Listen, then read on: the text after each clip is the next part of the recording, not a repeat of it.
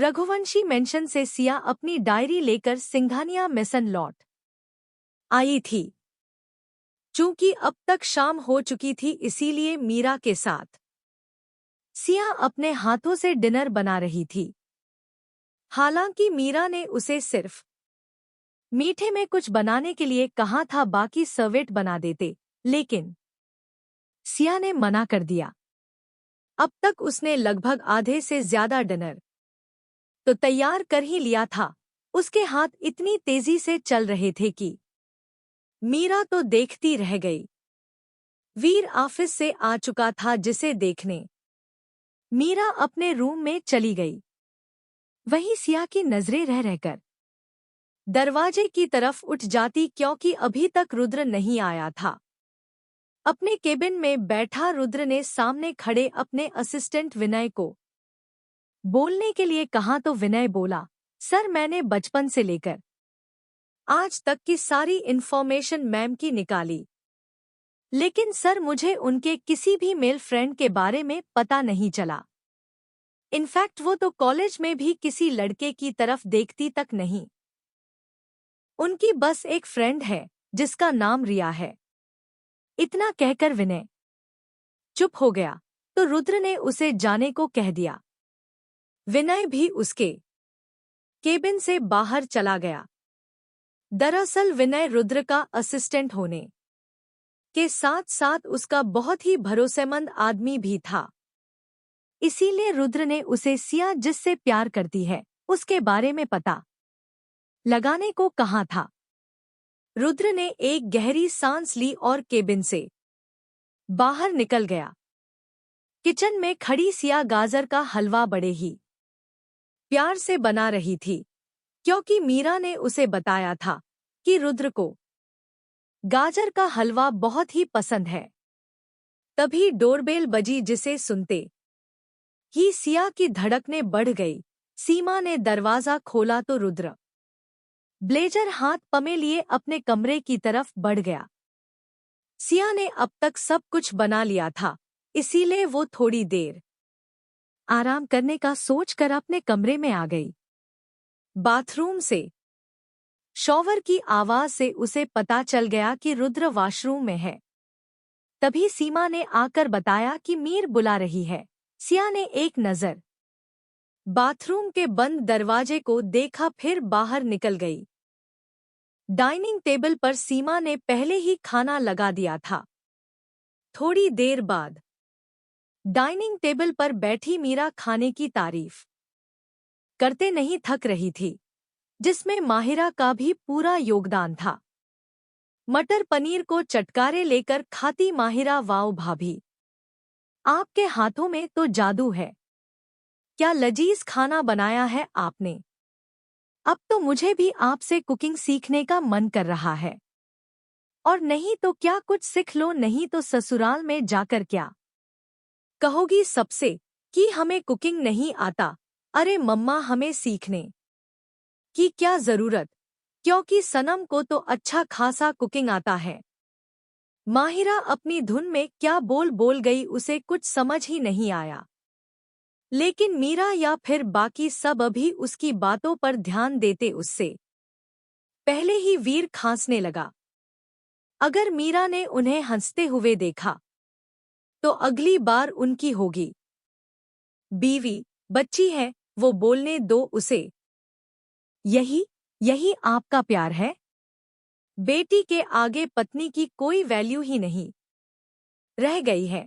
वैसे तो बहुत कहते रहते हैं, बीवी मेरे लिए तुम सबसे पहले आती हो। मीरा आंखों में आंसू भरे वीर से शिकायती लहजे में बोली। उसे रोते देख सिया तुंगरत अपनी चेयर से उठ गई और उसे पानी का ग्लास थमाते हुए बोली, मम्मा आप प्लीज रोना बंद कर दीजिए, चुप हो जाइए। माहिरा तो आपसे बहुत प्यार करती है, वो बस मजाक कर रही थी। देखा आपने, एक हमारी बहू ही हमसे प्यार करती है, बाकी सब को तो हमसे कोई मतलब ही नहीं है। मीरा सुबकते हुए बोली। वीर उसकी नौटंकी देख अपनी चेयर से खड़ा हुआ और बिना मीरा को संभलने का मौका दिए। गोद में उठाए कमरे की तरफ बढ़ते हुए बोला, रुद्र, अपनी पत्नी को बताओ कि मेरी बीवी नौटंकी बहुत बढ़िया करती है, तो इसे सीरियस लेने की जरूरत नहीं है। उसकी बात सुनते ही मीरा हाथ पैर चलाते हुए, छोड़िए हमें, अभी हमें अपनी बहू को पहली रसोई का गिफ्ट देना है। हम नौटंकी करते हैं ना, तो जाइए उसके पास, जो नौटंकी ना करता हो। वीर ने उसकी एक न सुनी और उसे लेकर कमरे में आ गया। सिया अभी भी आंखें बड़ी बड़ी कर उस तरफ देख रही थी कि माहिरा अपने कमरे में जाते हुए बोली, भाभी रिलैक्स, मम्मा और हमारे बीच इतना चलता है, आप भी जाइए अब रेस्ट करिए, गुड नाइट। सिया अब बिना कुछ बोले अपने कमरे में आ गई। अगली सुबह रुद्र उठकर अपने कमरे में बने जिम एरिया में चला गया था। सिया की आंख खुली तो खुद को बेड पर देख आंखें मींच ली। कल रुद्र के इतना कहने के बावजूद वो सोफे पर सोई थी, लेकिन उसके गहरी नींद में जाते ही रुद्र ने उसे वापस बेड पर सुला दिया था। और एक बार फिर रुद्र की रात सिया के लात और घुसे खाते हुए गुजरी। सिया ने सिर झटका और जल्दी से वॉशरूम में घुस गई। आज उसे कॉलेज जाना था और वहां से आने के बाद उसने डिसाइड किया था कि वो रुद्र को बताएगी कि वो जिससे प्यार करती है वो और कोई नहीं बल्कि वो खुद है। इसीलिए वो एक्साइटेड के साथ साथ नर्वस भी थी, लेकिन अब उसने अपने दिल की बात रुद्र को बताने का मन बना लिया था। जिम एरिया में पुश अप करते हुए रुद्र मन ही मन सोचते हुए, तुमने ठीक कहा, अब तुम मेरी पत्नी हो, मुझे सिर्फ यही याद रखना है। जब तुम खुद उसे भूलने की कोशिश कर इस रिश्ते को दिल से निभाना चाहती हो, तो मैं भी तुम्हें अपनी पत्नी होने का हर वो फर्ज पूरा करने को तैयार हूं जो एक पति का होता है। आज शाम को ही मैं तुम्हें ये बता दूंगा कि मेरे दिल में तुम्हारे लिए क्या है। सब सोचते हुए रुद्र के चेहरे पर स्माइल आ गई।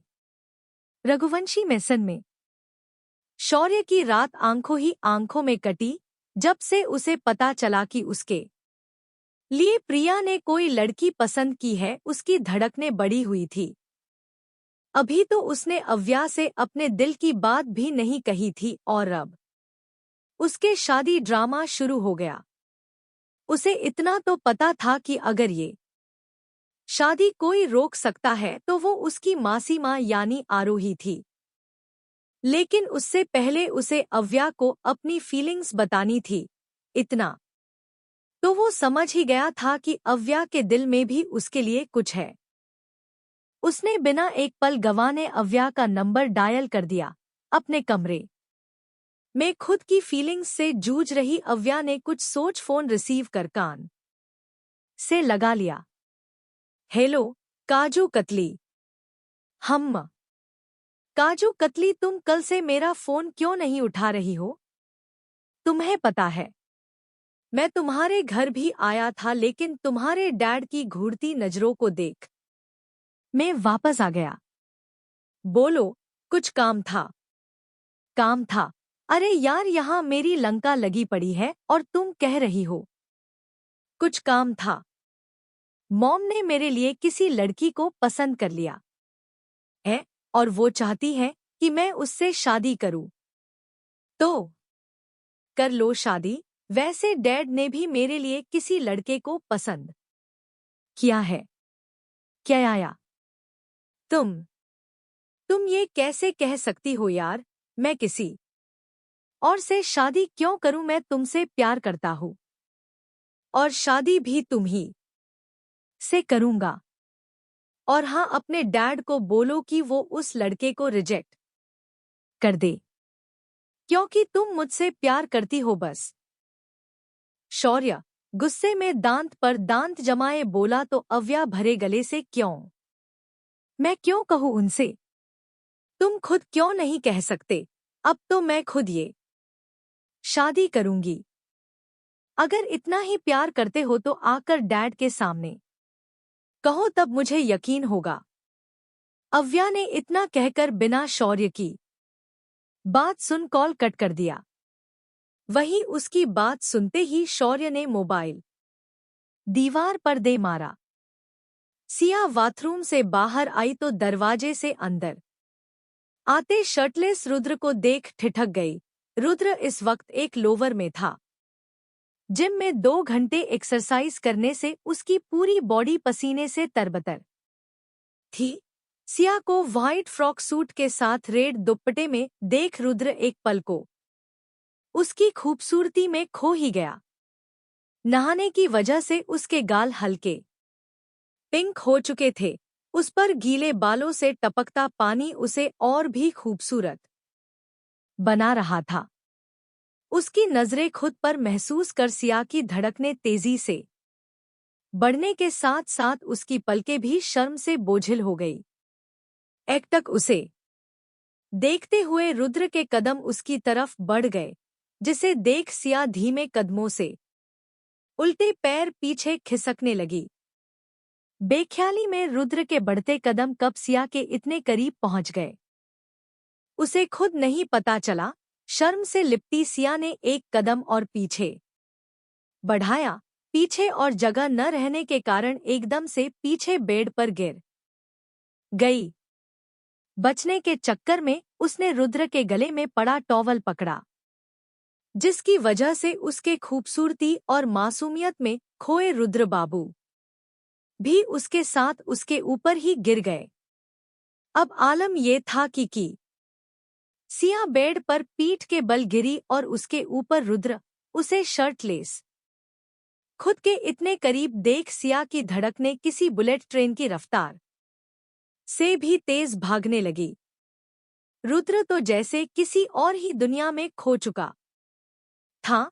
उसने धीरे से अपना हाथ उठाया और उसकी आंखों में देखते हुए उसके नाजुक से गालों पर रख दिया। उसके स्पर्श से सिया के पूरे बॉडी में झुरझुरी सी दौड़ गई। उसने कांपते होठों से कुछ कहना चाहा। हाँ मैं पसे कुछ कहना है। शश कुछ मत कहो, बस इन धड़कनों के शोर को सुनने दो। रुद्र ने सिया के होठों पर अपनी उंगली रख उसे चुप करवा दिया, जिससे सिया के दिल की बात उसके मन में ही रह गई। रुद्र की उंगली सिया के निचले होठ पर बने उस काले तिल पर गई, जिसे महसूस करते ही वो सिहर गई। रुद्र जिसकी पलकें अब सिया के फड़फड़ाते होठ पर थी, उसने नजरें उठा उसकी आंखों में झांका। बड़ी बड़ी कजरारी आंखें जो बार बार पलकें झपकाए जा रही थी। उसने अपना चेहरा उसके चेहरे की तरफ बढ़ाया और उसकी झपकती पलकों पर अपने होंठ रख दिए। सिया की पकड़ रुद्र के कंधों पर कस गई, जिससे उसके नाखून शर्टलेस होने की वजह से रुद्र के कंधे पर चुभने लगी। लेकिन रुद्र को जैसे कुछ होश ही नहीं था। दोनों आंखों पर अपने होठ रखने के बाद रुद्र ने जब सिया के मासूमियत और शर्म से लाल हुए चेहरे को देखा तो उसकी नजरें अनायास ही उसके कांपते होठों पर चली गई, जो एकदम नेचुरली पिंक था। रुद्र ने अब की बार बिना कुछ सोचे समझे सिया के सॉफ्ट नाजुक से होठों पर अपने होंठ रख दिए, जिसे महसूस करते ही सिया की आंखें एक सुकून के एहसास से बंद हो गई और उन बंद पलकों से कुछ बूंद आंसू लुढ़क गए। रुद्र बिना कोई हरकत किए बस उसके सॉफ्ट से लिप्स को अपने हार्ड लिप्स पर महसूस कर रहा था। ऐसा लग रहा था जैसे किसी गुलाब की पंखुड़ियों पर कोई भंवरा बैठा हो। सिया को ये सब कुछ एक सपने के जैसा लग रहा था, जो आंख खुलते ही गायब हो जाएगा। वही रुद्र बाबू तो जैसे बस इस लम्हे को जी लेना चाहते थे, लेकिन उसकी नजर जैसे ही उसके आंखों से बहते आंसुओं पर गई, वो एक झटके से उससे अलग हो गया। उसे अब जाके होश आया कि वो क्या कर गया। उसने एक नजर आंख बंद कर अभी भी जस की तस लेटी सिया पर डाली, फिर वो बिना कुछ बोले सीधा वॉशरूम में घुस गया। उसने तुरंत शॉवर ऑन किया और उसके नीचे आंख बंद कर खड़ा हो गया। आंख बंद करते ही उसके सामने अभी जो कुछ भी हुआ सब किसी चलचित्र की तरह चलने लगा, जिसे देखते ही रुद्र ने तुरंत आंखें खोली और बालों में हाथ फंसाए बोला, ओ गॉड, ये क्या कर दिया मैंने? क्यों खुद के जज्बातों पर कंट्रोल न रख सका? और उसने भी मुझे आगे बढ़ने से रोका क्यों नहीं? अभी क्या सोच रही होगी मेरे बारे में? सोचा था शाम को अपने दिल की बात बताऊंगा, लेकिन ये सब होने के बाद कैसे नजर मिला पाऊंगा उससे? इधर रुद्र के ख्यालों में खोई सिया आंख बंद कर अभी भी अपने होठों पर रुद्र के होंठ महसूस कर रही थी। उसने धीरे से आंख खोला और रुद्र को वहां न देख उठ गई। बाथरूम से आते पानी की आवाज से उसे पता चल गया कि रुद्र अंदर हैं। वो धीमे कदमों से चलते हुए ड्रेसिंग के सामने आई और आईने में खुद को देखने लगी। उसका पूरा चेहरा इस वक्त खिले हुए गुलाब की तरह लग रहा था। खुद से ही शर्माते हुए उसने अपने चेहरे को हथेलियों से ढक लिया। सामने लगी घड़ी पर नजर पड़ते ही उसकी आंखें बड़ी हो गई, क्योंकि 9 बज चुके थे और आज उसे कॉलेज भी जाना था। उसने फटाफट रुद्र के वॉशरूम से निकलने से पहले उल्टा सीधा अपने बाल बनाए और माथे पर छोटी सी बिंदी के साथ मांग में सिंदूर लगाया। आज उसने अपने होठों पर कोई लिपग्लॉस नहीं लगाया, क्योंकि उसे अपने होठों पर अभी भी रुद्र के होंठ महसूस करने थे। जल्दी से उसने अपना बैग उठाया और नीचे आ गई। लिविंग रूम में आते ही उसने सबसे पहले मीरा के गालों को चूम लिया, जिसे देखते ही अभी अभी वहां आए वीर की आंखें छोटी हो गई। मीरा हैरानी से आंखें बड़ी बड़ी कर उसके खिले हुए चेहरे को देख धीरे से बोली, क्या बात है, आज हमारी बहुरानी का चेहरा तो ऐसे खिला है जैसे हमारे बेटे ने उसे किस कर लिया हो। सिया हड़बड़ा कर नजरें चुराते हुए किचन में भाग गई, जिसे देखते ही मीरा की हंसी छूट गई। वो खुश थी अपने बेटे और बहू को खुश देख। तभी किसी ने उसका हाथ पकड़ अपनी तरफ खींचा। मीरा ने नजर उठाया तो वीर घूरते हुए उसके गाल जहां अभी अभी सिया ने चूमा था उसे रब करते हुए बोला, बीवी, ये रुद्र की पत्नी कुछ ज्यादा नहीं आगे बढ़ रही है। आज तो माफ किया, लेकिन आगे से ऐसा नहीं होना चाहिए। जिस पर मेरा हक है वो सिर्फ मेरा है, मैं उसे किसी के साथ भी शेयर नहीं कर सकता। Is that clear? कहते हुए वीर ने एक टफ लुक मीरा को दिया, जिसे देखते ही उसका मुंह बन गया। रुद्र के सामने आने से बचने के लिए सिया ने जल्दीबाजी में 2 सैंडविच खाया और माहिरा को जबरदस्ती अपने साथ लिए आधे घंटे पहले ही कॉलेज के लिए निकल गई। रुद्र जब तैयार होकर नीचे आया तो उसने सब जगह नजरें घुमा कर देखा, लेकिन सिया तो कहीं नजर ही नहीं आई। उसे चारों तरफ देखते देख मीरा आंखें मटकाते हुए, बेटा, तुम जिसे ढूंढ रहे हो वो कॉलेज जा चुकी हैं। मैं तो माहिरा को देख रहा था। आज सब इतना शांत लग रहा था। तो मैं चलता हूँ मॉम, मेरी एक जरूरी मीटिंग है। अरे पर बेटा, नाश्ता तो करके जाओ। डोंट वरी मॉम, मैं ऑफिस में ही खा लूंगा। मीरा की बिना कोई बात सुन रुद्र बाहर निकल गया। उसने डिसाइड किया कि मीटिंग खत्म होते ही वो सिया को कॉलेज से पिक करने के बाद उसे आज के लिए सॉरी के साथ अपने दिल की बात भी बता देगा। मल्होत्रा मेंशन में सोफे पर बैठी रूही ड्रेसिंग के सामने खड़े रूहांश को देख रही थी। रूहांश ने उससे कल से ही ठीक से बात नहीं की थी। ऐसा रूही को लग रहा था उसे रूहांश से हमेशा अटेंशन ही मिली थी, फिर चाहे वो कॉलेज में एक दोस्त की तरह हो या फिर पिछले 2 दिनों में उसकी पत्नी के रूप में ही क्यों न हो। लेकिन कल से ही रूही को ऐसा लग रहा था जैसे रूहांश उसे इग्नोर करने की कोशिश कर रहा हो। रूहांश ने अपने बाल ठीक कर कलाई में वाच बांधी और कमरे से बाहर निकलने को हुआ कि तभी उसके कदम रुक गए। उसने पीछे मुड़कर अपनी तरफ देखती रूही को देखा और बोला, अगर तुम्हें बेटर ना फील हो तो तुम रूम में ही रह सकती हो। एंड डोंट वरी, मॉम या फिर दादी माँ कुछ नहीं कहेंगी, मैं मेड से कहकर नाश्ता यही भिजवा दूंगा। रूही बिना कुछ बोले उसे देखती रह गई। कल तक उसके आंखों में नमी देखते ही जो लड़का बेचैन होकर उसके पास आ जाता था, आज उसने एक नजर उसे देखा तक नहीं। रूहांश तो कमरे से बाहर निकल गया, लेकिन रूही के दिल में दर्द बढ़ा गया, या शायद रूही के दिल में रूहांश के लिए कुछ एहसास पनपने शुरू हो चुके थे।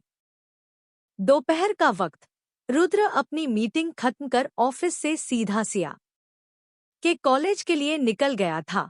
उसे इतनी जल्दी बाजी में जाते देख उसका असिस्टेंट विनय हद से ज्यादा हैरान था, क्योंकि आज से पहले वो कभी भी ऐसे ऑफिस आवर के बीच में नहीं गया था। लेकिन विनय बाबू, आज से पहले आपके बॉस का दिल इतना बेचैन भी तो नहीं था। रुद्र की गाड़ी एक झटके में सिया के कॉलेज के सामने रुकी। इधर सिया के कॉलेज आते ही रिया, जो कुछ दिन पहले उससे नाराज थी, वो खुशी से झूम उठी, क्योंकि रिसेप्शन का लाइव शो तो उसने भी देखा था, जिसमें रुद्र ने मीडिया वालों के सामने सिया को अपनी पत्नी माना था। उसे ये जानने की क्यूरियोसिटी थी कि रूही की जगह रुद्र की शादी सिया से कैसे हो गई। इतने दिन से सिया कॉलेज भी नहीं आ रही थी जो उससे पूछ सके।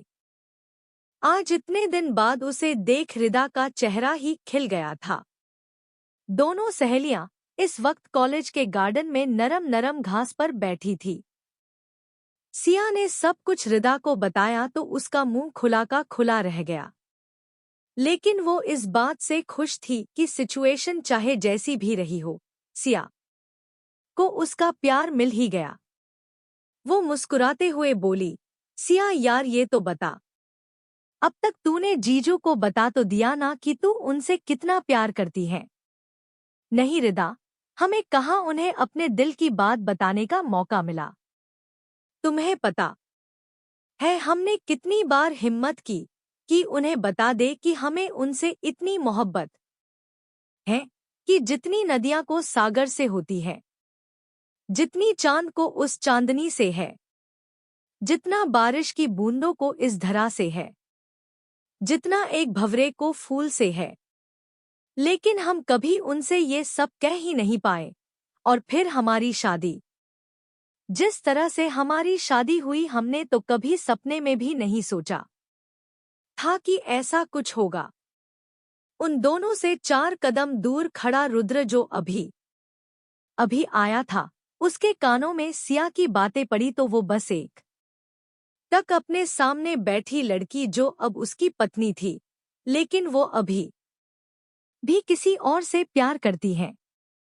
उसने चुपचाप अपने कदम वापस ले लिए। उसके दिल में इस वक्त बेहिसाब दर्द था, लेकिन वो सख्त चेहरा लिए लंबे ढग भरते हुए आगे बढ़ने लगा। इन सबसे अनजान सिया चेहरे पर चमक लिए बोली, तुम्हें पता है रिदा, हमने सोच लिया है कि आज हम अपने दिल की बात अपने पति, यानी हमारे मिस्टर हैंडसम से बता देंगे कि हम उन्हें कितना प्यार करते हैं। यार मेरी लड़की तो पूरी तरह से जीजू के प्यार में पगला गई है। अच्छा चलो जल्दी, नेक्स्ट क्लास का टाइम हो गया।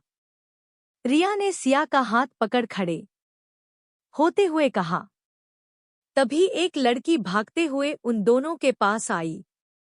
हे यार सिया, तुम्हारा हस्बैंड कितना स्मार्ट है यार, मैंने तो आज पहली बार उन्हें इतने करीब से देखा। पारुल, तुम क्या कह रही हो मिस्टर? हमारा मतलब है कि क्या हमारे हस्बैंड यहाँ आए हैं? सिया ने हैरानी से उस लड़की जिसका नाम पारुल था उससे पूछा तो पारुल उसे अजीब नजरों से देखते हुए बोली, आए हैं से क्या मतलब? वो तुमसे बिना मिले ही चले गए क्या? अभी 5 मिनट पहले मुझसे ही तो उन्होंने तुम्हारे बारे में पूछा था। मैंने तुम दोनों के यहाँ होने के बारे में बताया तो वो इधर ही आए थे, लेकिन अभी अभी वो चले भी गए। क्या वो तुमसे मिलने नहीं आए? वो उन्हें कुछ इम्पोर्टेंट काम आ गया होगा, इसीलिए इसीलिए वो चले गए होंगे। इतना कहकर सिया दौड़ते हुए बाहर की तरफ आई तो रुद्र वहां से जा चुका था।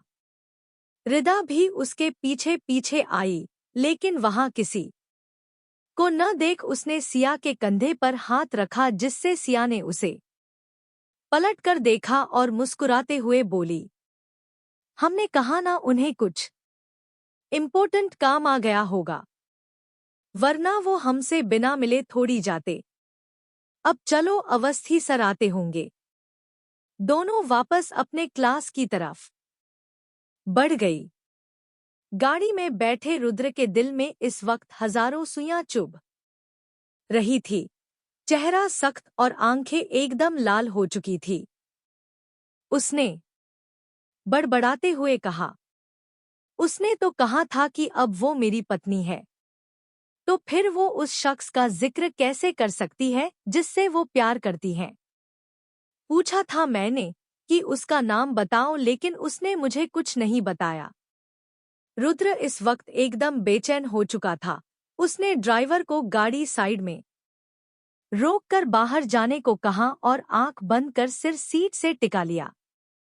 लगभग 1 घंटे तक उसी तरह रहने के बाद उसने कुछ डिसाइड कर विनय के पास कॉल लगाया। उसे कुछ समझाने के बाद रुद्र ने कॉल कट कर दिया और सामने आती जाती गाड़ियों को देख बोला, मोहब्बत हो तुम मेरी, और अपनी मोहब्बत को खुशी देना चाहता हूँ। फिर चाहे वो खुशी तुम्हें मुझसे दूर होकर ही क्यों न मिले, कल शाम तक तुम इस मजबूरी में बंधे रिश्ते से आजाद हो जाओगी। फिर तुम्हें तुम्हारे प्यार के साथ साथ खुशियां भी मिल जाएंगी। आधी अधूरी बातों को सुनने के बाद रुद्र ने क्या फैसला लिया और इसका सिया के जिंदगी पर क्या असर पड़ने वाला था, ये तो कल शाम को ही पता चलना था। दोपहर से रात होने को आई थी, लेकिन रुद्र अभी भी घर वापस नहीं लौटा था। वीर ने पता किया तो विनय ने सिर्फ इतना बताया कि वो जल्दीबाजी में दोपहर को ही ऑफिस से निकल गया था। कॉलेज से माहिरा के साथ घर वापस आई सिया को भी ये समझ नहीं आ रहा था कि अगर रुद्र को न सिया से मिलना था और न ही उससे, तो वो कॉलेज क्यों आया था। इधर रूहांश के जाने के बाद से ही रूही कमरे से बाहर नहीं निकली थी। हालांकि रूहांश ने मेड से कहकर उसके लिए नाश्ता ऊपर कमरे में ही भिजवा दिया था, लेकिन टेबल पर रखा नाश्ते का प्लेट जस का तस पड़ा था। रूही ने उसे हाथ तक नहीं लगाया था। उसे समझ नहीं आ रहा था कि रूहांश ऐसा बिहेव क्यों कर रहा है। पता नहीं क्यों उसे रूहांश की नाराजगी बहुत खल रही थी। रह रहकर उसकी आंखें पनीली होती जा रही थी, जिसे वो बड़ी ही बेरहमी से रगड़कर साफ कर देती। तभी कमरे का दरवाजा खुला और अनीशा अंदर आई। उसे देखते ही रूही ने अपना चेहरा साफ किया। अनीशा उसके पास बैठ उसके चेहरे को दोनों हाथों में भर बड़े ही प्यार से बोली, बच्चा, आज तुम कमरे से बाहर क्यों नहीं निकली? अगर तुम कल के मम्मी जी की बातों से परेशान हो तो तुम्हें बिल्कुल भी परेशान होने की जरूरत नहीं है, क्योंकि अगर तुम्हारा मन नहीं है कहीं जाने का तो मैं या मम्मी जी तुम्हें फोर्स थोड़ी ना कर रहे हैं। आई एम सॉरी ऑन्टी, अगर आपको भी बुरा लगा हो तो, लेकिन अभी मेरा मन नहीं है कहीं भी जाने का। सबसे पहले तो तुम ये ऑन्टी बोलना बंद करो बेटा। रूहांश के जैसे तुम भी मुझे मॉम या फिर मम्मा कह सकती हो, और तुम्हें सॉरी बोलने की जरूरत नहीं है। मैं समझ सकती हूँ इस वक्त तुम्हें कैसा लग रहा है, और ये बताओ और किसे तुम्हारी बात बुरी लगी है? अनिशा उसका हाथ अपने हाथों में थाम प्यार से बोली तो रूही को एक बार फिर रूहांश का इग्नोर करना याद आ गया। वो सिसकते हुए नम आंखों से बोली, मम्मा वो रूहांश मुझसे नाराज है। कल से ही वो मुझे इग्नोर कर रहा है, ठीक से बात तक नहीं कर रहा है मुझसे, और उसकी इग्नोरेंस मुझसे बर्दाश्त नहीं हो रही है। मुझे समझ नहीं आ रहा कि ऐसा क्यों हो रहा, लेकिन उसकी नाराजगी मुझे हर्ट कर रही है। शश शश शश, रोना बंद करो पहले। ऐसा कुछ नहीं है रहा रूहांश तुमसे नाराज हो ही नहीं सकता। अगर होता भी है तो मैं उसके कान खींच लूंगी। अगर मेरी बहू को रुलाया तो आने दो उसे, शाम को फिर बताती हूँ उसे। एकदम अपने बाप पर गया है, लेकिन तुम फिक्र मत करो, उसकी अच्छे से क्लास लगाऊंगी मैं। अनीशा रोती हुए रूही को गले लगा उसे चुप करवाते हुए बोली, जिससे रूही का रोना थोड़ा कम हुआ। रूही को रेस्ट करने को बोलकर अनीशा कमरे से बाहर निकली और सीधा सपना जी के पास चली गई। अव्या से बात करने के बाद शौर्य अपने कमरे से बाहर निकला कि राजवीर उसे तिरछी नजरों से देख बोला, प्रिया बस कुछ दिन और फिर तो मेरी भी बहू आने वाली है। मैं भी ससुर बनने वाला हूँ। वैसे लड़की वालों ने एंगेजमेंट की डेट फिक्स की या नहीं? उन्होंने कहा है कि शाम तक बताएंगी। निधि के साथ बैठी प्रिया बोली तो शौर्य का मुंह ही उतर गया। उसने बिना किसी पर ध्यान दिए अब रघुवंशी मेंसन से बाहर निकल गया। थोड़ी ही देर में उसकी गाड़ी अर्णव के बड़ी सी हवेली के सामने रुकी। उसने एक गहरी सांस ली और अंदर बढ़ गया। लिविंग रूम में इस वक्त अर्णव शिव्या के साथ अव्या के दादाजी और दादी माँ भी थे। सभी की नजर दरवाजे पर खड़े शौर्य पर गई।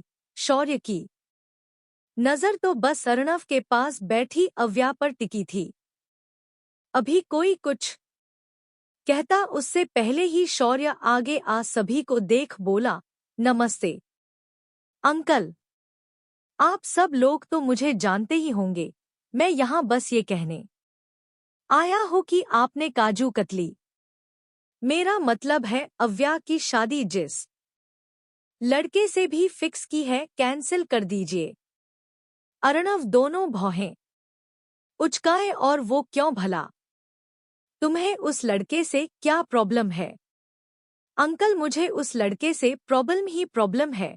मैं आपकी बेटी से प्यार करता हूँ और उसी से शादी करूंगा, इसीलिए आप उस लड़के को मना कर दीजिए। अच्छा तो थे बात है। अव्या बेटा, क्या तुम भी इससे प्यार करती हो? अर्णव ने अपनी नजर अव्या पर घुमाया। अव्या पहले ही शौर्य के इस कॉन्फिडेंस से शॉक में थी, इसीलिए वो कुछ बोल ही नहीं पाई। जिसे देख अर्णव ने अपना फोन उठाया और किसी के पास फोन लगा दिया। 2 रिंग में ही उधर से किसी ने कॉल रिसीव कर लिया। फोन स्पीकर पर था, इसीलिए सामने से आती आवाज सुनते ही शीर्या और अव्या की आंखें फटी की फटी रह गई। कहिए समधी जी, क्या मेरे नालायक बेटे ने फिर कोई कांड कर दिया? फोन से आते राजवीर की आवाज सुनते ही अव्या और शौर्य की आंखें फटी की फटी रह गई। वही अर्णव तिरछी नजरों से शौर्य के चेहरे को देख बोला, काहे का समधी कह रहे हैं आप राजवीर? आपका बेटा तो यहाँ आकर साफ साफ कह रहा है कि मैंने अपनी बेटी की शादी जिस भी लड़के से फिक्स की है उसे मना कर दूं। तो समझ लीजिए ये शादी अब होने से रही। अरे अरे dad, dad listen to me. लेकिन मुझे क्या पता था कि इनके बेटी की शादी मुझसे ही हो रही है, वरना मुझे क्या शौक चढ़ा था कि गब्बर के सामने आकर उनकी बेटी का हाथ मांगूं। शौर्य बेचारा लपक कर अर्णव के हाथ से मोबाइल छीन हड़बड़ाते हुए बोला, लेकिन उसने ध्यान ही नहीं दिया कि उसकी बात सुन अब अव्या के साथ साथ अर्णव और शिव्या भी उसे घूर कर देख रही हैं। उसे जैसे ही उनकी घूरती नजरें खुद पर महसूस हुई, सकपका गया। अभी वो कुछ कहता उससे पहले ही फोन के उस तरफ से राजवीर के साथ साथ प्रिया की आवाज आई, नालायक तुम घर आओ पहले। तुम्हारी हिम्मत कैसे हुई मेरी पसंद की हुई लड़की को रिजेक्ट करने की? अरे यार मम्मा, मुझे क्या पता था कि आपने अव्या को पसंद किया है मेरे लिए। अच्छा मैं घर आकर बात करता हूँ आपसे। प्रिया अभी और कुछ कहती उससे पहले ही शौर्य ने झट से कॉल कर दिया। उसके बाद अर्णव को देख धीमी आवाज में बोला, सॉरी अंकल, लेकिन आपका होने वाला दामाद पहली बार आपके घर आया है तो आपको नहीं लगता कि उसकी कुछ खातिरदारी करनी चाहिए? स्वीटू, मैं अपने दामाद की खातिरदारी करके आता हूँ, कहते हुए अर्णव जैसे ही अपनी जगह से उठा कि शौर्य हड़बड़ाते हुए, अंकल बाद में आता हूँ, अभी मुझे बहुत जरूरी काम है। बाय काजू कतली, शाम को कॉल करता हूँ। तुमने कहा था कि मेरे डैड के सामने आकर अपने प्यार का इजहार करूँ तो कर दिया, अब तुम्हें भी अपने प्यार का इजहार करना होगा। इतना कहकर शौर्य दरवाजे से बाहर भाग गया। वही उसकी बातें अव्या को शर्माने पर मजबूर कर गई। वो तुरंत उठकर अपने कमरे में भाग गई। इधर सिंघानिया मेंसन में रुद्र अभी तक घर नहीं आया था। वीर और मीरा ने न जाने कितने कॉल कर लिए थे, लेकिन रुद्र ने किसी का भी फोन रिसीव नहीं किया। अपने कमरे में बैठी सिया को कुछ ठीक नहीं लग रहा था। ऐसा लग रहा था जैसे कुछ तो बुरा होने वाला है। ऊपर से रुद्र का घर वापस न आना उसे और भी बेचैन कर रहा था।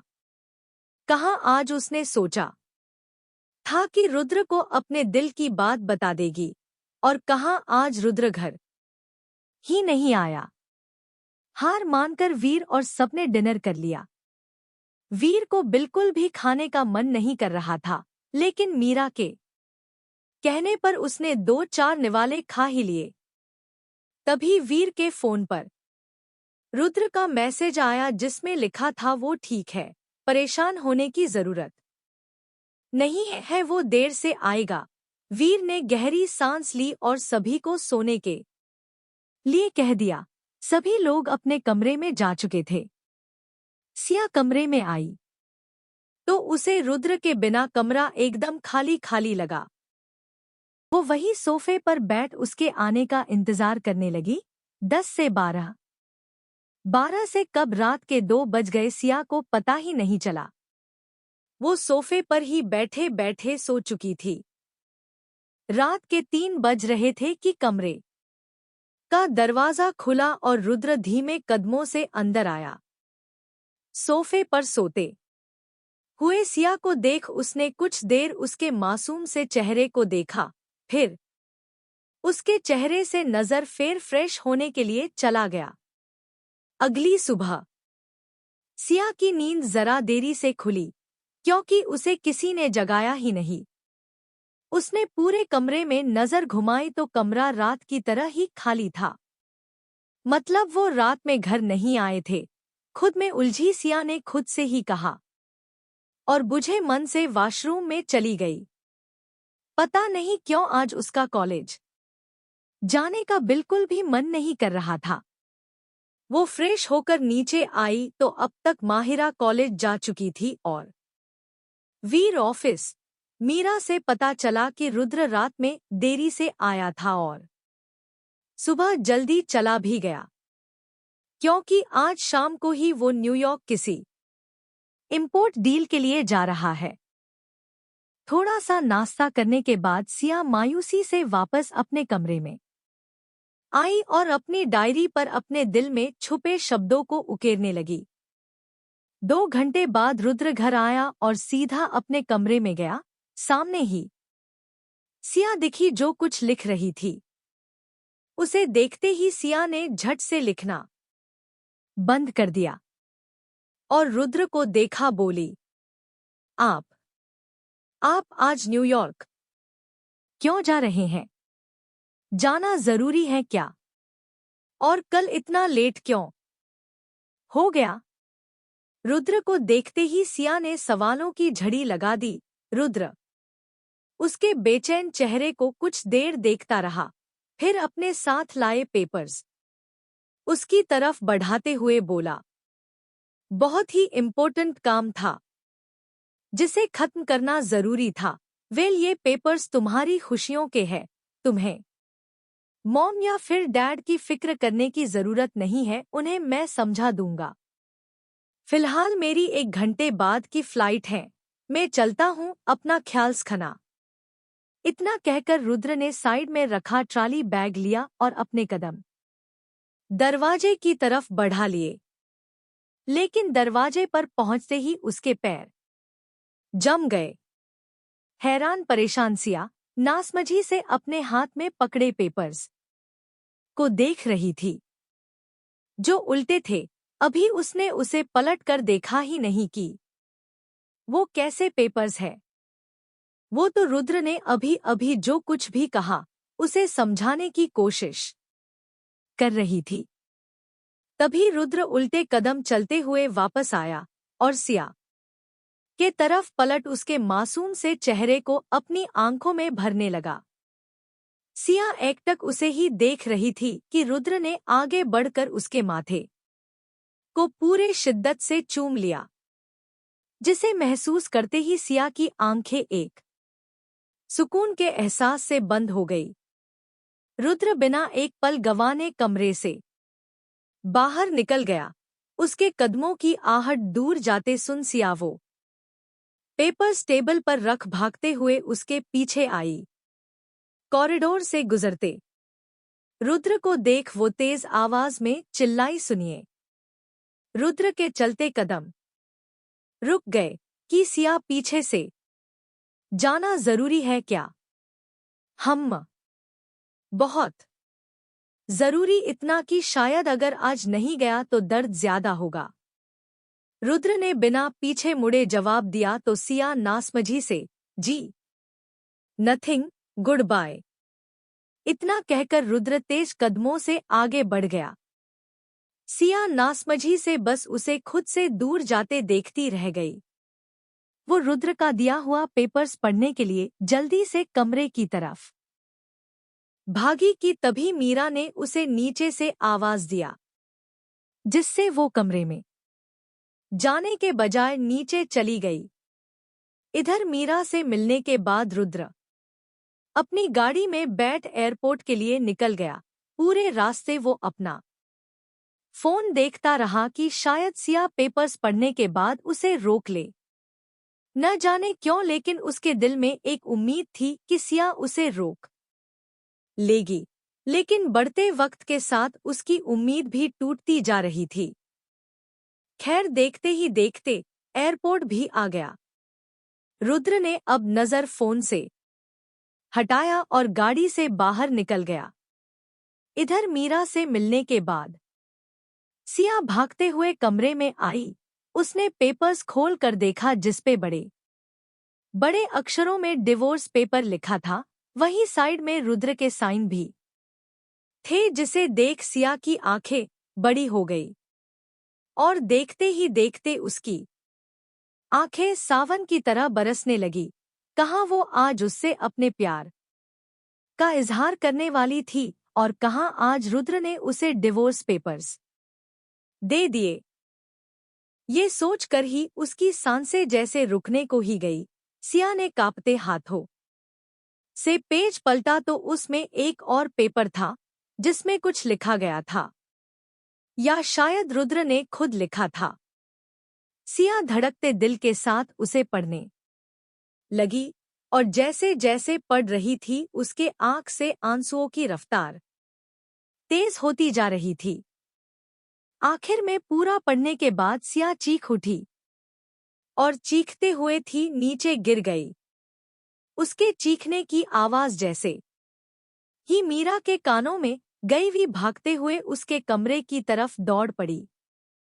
सिया को इतनी बुरी तरह से रोते देखा उसका दिल कट कर रह गया। मीरा ने झट से सिया को अपने बाहों में समेटा और परेशानी भरे लहजे में बोली, सियू बच्चा, क्या हुआ तुम्हें?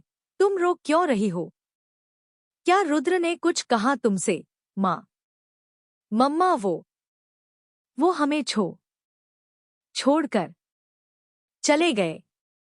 ये देखिए। लड़खड़ाती जुबान से सिया ने रोते हुए मीरा को डिवोर्स पेपर दिखाया, जिसे देख मीरा भी अपनी जगह जम गई। उसे समझ नहीं आ रहा था कि रुद्र ने इतना बड़ा कदम क्यों उठाया। अभी वो कुछ और सोचती कि सिया ने वो लेटर भी उसे पकड़ाया, जिसे पढ़ने के बाद मीरा का दिमाग ही घूम गया। उसने तुरंत सिया का चेहरा दोनों हाथों में थामा और एकदम सीरियस लहजे में बोली, ऐसे रोने से कुछ नहीं होने वाला है। जाओ और जाकर अपने पति को रोको, उसकी गलतफहमियों को दूर करो, उसे बताओ कि तुम उसे कितना प्यार करती हो। जाओ और जाकर मेरे बेवकूफ बेटे को रोको, उसे बताओ कि तुम्हारा और उसका रिश्ता चंद कागजों का मोहताज नहीं है। तुम दोनों की जोड़ी तो खुद शिव जी ने बनाई है। अगर ऐसा नहीं होता तो क्या रूही भरे मंडप से जाती? तुम दोनों को साथ रहना ही लिखा है, तभी तो हमें उसी दिन पता चला कि तुम उससे कितना प्यार करती हो। और हमें पता है वो भी तुम्हें बेइंतहा चाहता है, जो तुम इस लेटर में पढ़ ही चुकी हो। और अगर तब भी यकीन ना हो तो शादी वाले दिन अपनी मेहंदी का गहरा रंग तो तुमने देख ही लिया होगा। मीरा के इतना कहने पर सिया अपने हाथ में पकड़े उस लेटर को देखा, जिसमें लिखा था, ये शादी तुमने मजबूरी में की थी, लेकिन फिर भी मेरे दिल में ये उम्मीद थी कि अब तुम इस रिश्ते को शायद सच्चे दिल से अपनाओ। लेकिन ऐसा हुआ नहीं। ये जानते हुए भी कि तुम किसी और से प्यार करती हो, मैं पहले दिन से ही तुमसे प्यार कर बैठा। दुल्हन के जोड़े में रूही की जगह तुम्हें देख मुझे कितनी खुशी हुई थी, ये मैं शब्दों में बयान नहीं कर सकता। तुमने उस दिन जब कहा कि तुम अब मेरी पत्नी हो, यही सच है। तभी मैंने सोचा लिया था कि तुम्हें अपने दिल की बात बता दूंगा, जिसके लिए मैं तुम्हारे कॉलेज भी आया था। लेकिन उस दिन मैंने जो सुना, उससे पता चला कि तुम उस शख्स से बहुत प्यार करती हो। तुम्हारे प्यार के आगे मेरा प्यार तो कुछ है ही नहीं।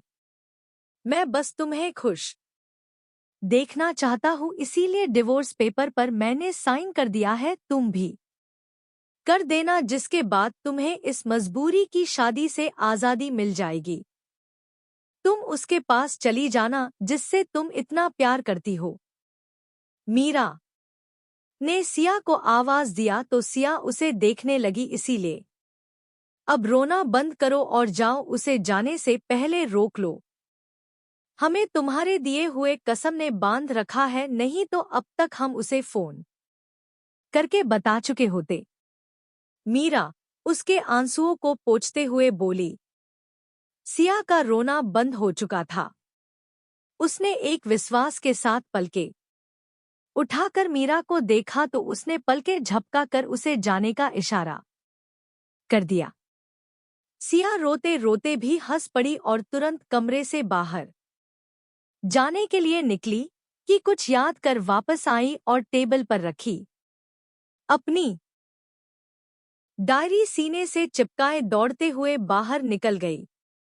ड्राइवर ने तुरंत उसके लिए गाड़ी का दरवाजा खोला। उसके बैठते ही गाड़ी तेज रफ्तार के साथ आगे बढ़ गई।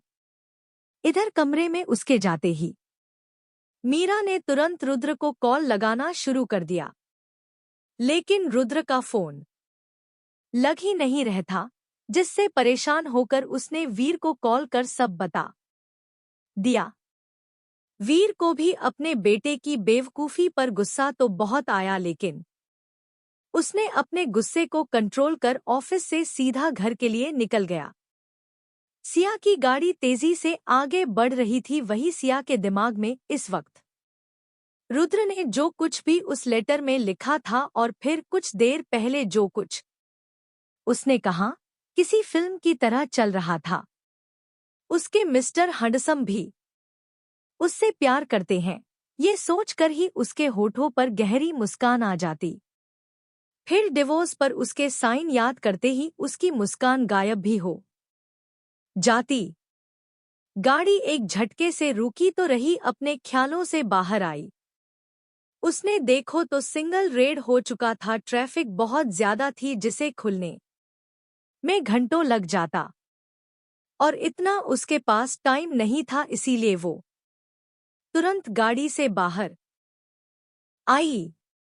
मैडम, प्लीज आप बैठ जाइए, सिग्नल अभी थोड़ी ही देर में खुल जाएगा। वैसे भी एयरपोर्ट अभी 5 किलोमीटर दूर है। उसे गाड़ी से बाहर जाते देख ड्राइवर ने रिक्वेस्ट भरे टोन में कहा। सिया मुस्कुराते हुए, भैया हमें पता है कि आज हमें हमारे मिस्टर हैंडसम के पास जाने से कोई नहीं रोक सकता, फिर ये ट्रैफिक क्या चीज है। हमें यकीन है अपनी मोहब्बत पर कि आज अगर हम थोड़ी देर से भी एयरपोर्ट पहुंचे तब भी हमारे शिव जी उन्हें जाने नहीं देंगे, क्योंकि अब हमारा रिश्ता 7 जन्मों का हो चुका है। उनके पास जान के लिए हमें 5 किलोमीटर तो क्या, हम 7 समंदर भी पार करने को तैयार है। हमने तो मान लिया था कि वो हमारे नहीं है, लेकिन शिव जी ने जिस तरह से हमारी शादी करवाई, इससे साफ समझ आता है कि वो सिर्फ और सिर्फ हमारे हैं। सिग्नल खुलते ही आप वापस चले जाइएगा, हम चलते हैं। इतना कहकर सिया दौड़ते हुए उन गाड़ियों के बीच से निकलने लगी। ड्राइवर बेचारा उसे देखता रह गया। सिया दौड़ते हुए सड़क पर भागे जा रही थी। उसे यूं बीच सड़क पर भागते देख कुछ लोगों को वो पागल लग रही थी। पागल ही तो थी वो अपने मिस्टर हैंडसम के प्यार में, लेकिन ये बात लोगों को कहाँ पता था। लगभग 3 किलोमीटर दौड़ने के बाद सिया की सांसें फूलने लगी, लेकिन उसके चेहरे से चमक जरा भी कम नहीं हुआ था। घुटनों पर हाथ रख वो हौफते हुए थोड़ी देर के लिए रुक गई। उसने देखा तो उससे थोड़ी दूर पर ही कुछ बंजारा लोग थे जो नाच गाना कर रहे थे। सिया ने उनकी तरफ देखा तो उनमें से कुछ लड़कियों ने उसे अपने पास आने का इशारा किया। अब भला जहां डांस हो वहां सिया कैसे रुक सकती थी। फिर तो आज उसे उसका प्यार उसके मिस्टर हंडसम मिलने वाले थे। वो जैसे ही उनके पास आई कि उन बंजारन लड़कियों ने उसे अपने साथ डांस करने को कहा। गाने के बोल सुनते ही सिया मुस्कुराते हुए उनके साथ डांस करने लगी। बरसों के बाद मैंने डाला है आज काजल, बरसों के बाद मैंने बांधी है आज पायल, होकर खुशी से पागल मुझे आज नाचने दो, होकर खुशी से पागल मुझे आज नाचने दो। सिया को ये गाना एकदम अपने दिल के एहसासों को व्यक्त करने के जैसा लग रहा था। ऐसा लग रहा था जैसे ये गाना उसके लिए ही है। डांस करने में वो इतना खो गई कि जैसे उसे अपने आस-पास का कुछ होश ही न रहा। उसके हर एक स्टेप गाने से मैच कर रहे थे, जिसे देख वो बंजारन लड़कियां भी शॉक्ड रह गई। बातें हजार लेकिन सबका है एक कारण वापस मुझे मिला है मेरा प्यार मेरा साजन वापस मुझे मिला है मेरा प्यार मेरा साजन। बरसों के बाद मेरे दिल में हुई ये हलचल बरसों के बाद ऐसे लहराया मेरा आंचल होकर खुशी से पागल मुझे आज नाचने दो। उन लड़कियों को बाय बोलकर सिया खिलखिलाते हुए एक बार फिर अपने रास्ते पर चल पड़ी थी। आखिरकार वो एयरपोर्ट पर पहुंची गई। वो जैसे ही अंदर जाने को हुई कि गार्ड ने उसे रोक दिया। तभी पीछे से आते वीर ने उसे जलती निगाहों से घूरा तो उस गार्ड ने अब अपना सिर झुका लिया।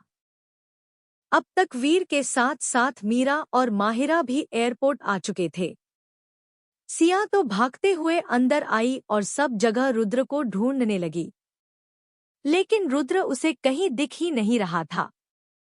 इधर रुद्र बाबू की फ्लाइट मौसम खराब होने की वजह से 3 घंटे के लिए रोक दी गई थी और इस वक्त वो रेस्ट एरिया में रेस्ट कर रहा था। तभी उसम कानों में आवाज आई, मिस्टर हंडसम, जो पूरे मुंबई के लिए रुद्र सिंघानिया है, लेकिन हमारे लिए हमारी पूरी दुनिया। हमें पता है आप यही है। आप जानना चाहते थे ना कि हम किससे प्यार करते हैं, जिसके लिए आपने हमें डिवोर्स देने का इतना बड़ा फैसला ले लिया। हम आपको बताते हैं कि हम जिससे मोहब्बत करते हैं वो और कोई नहीं, वो आप है, हमारे मिस्टर हैंडसम, जिसे हम उस उम्र से चाहते हैं जिस उम्र में हमें खुद का ही ख्याल नहीं था। सिया हंसते हुए, बचपन में जब हमने आपसे कहा था कि आप कितने हुंदल लग रहे हैं, उसके बाद आपने जो हमें घूर कर देखा था, हम तो उसी पल आपको अपना मान चुके थे। आपने कॉलेज में क्या सुना और क्या नहीं, हमें नहीं पता। हम तो रिदा को यही बता रहे थे कि हम आपसे कितनी मोहब्बत करते हैं, और आज आपसे भी कहते हैं।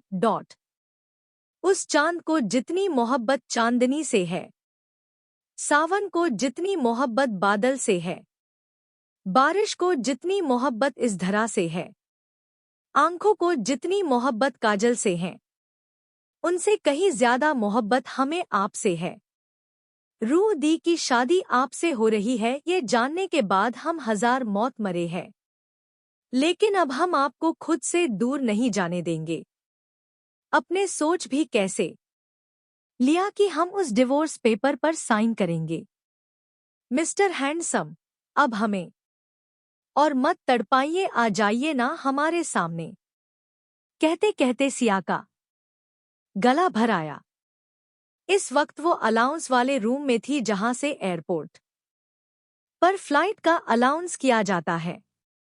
हालांकि उसे अंदर आने नहीं दिया जा रहा था, लेकिन सिया जबरदस्ती अंदर आ गई थी और अब उसे गार्ड बाहर निकाल रहे थे। वही रेस्ट रूम में बैठा रुद्र अपनी जगह सुन्न हो चुका था। उसे यकीन नहीं हो रहा था कि सिया उससे ही प्यार करती है।